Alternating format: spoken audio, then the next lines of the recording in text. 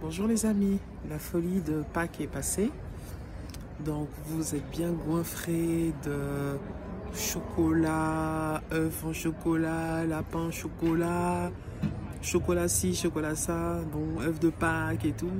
Vous avez fait le dimanche de Pâques avec l'agneau pascal traditionnel, hein, pommes de terre et tout. Donc vous êtes bien goinfrés.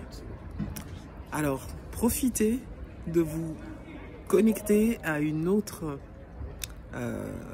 habitude, qui est l'habitude du Ramadan. Ben, profitez de l'occasion que le Ramadan il va encore durer jusqu'au 20 avril, donc c'est une bonne occasion de faire un jeûne sec.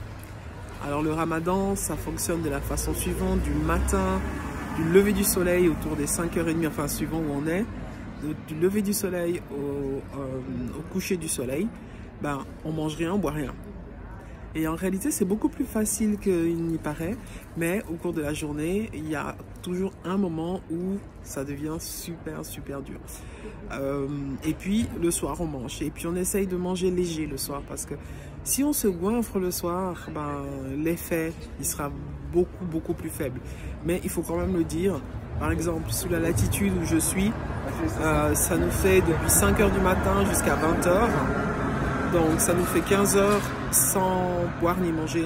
Les effets sont absolument fantastiques au niveau de la santé, au niveau de la tension qui baisse, au niveau de la vision. On a vraiment des effets immédiats au bout d'une journée de ce jeûne sec. Donc voilà ce que je voulais vous dire. Faites le jeûne sec, c'est pas un jeûne qui est fait pour maigrir, mais quand on fait le jeûne sec, on profite, ça nettoie tout le corps.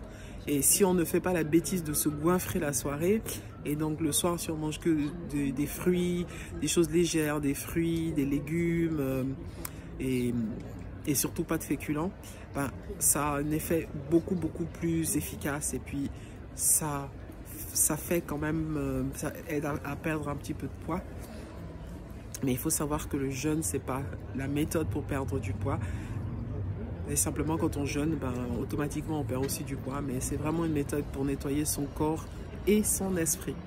Donc voilà, je vous souhaite à tous joyeuses fêtes de Pâques.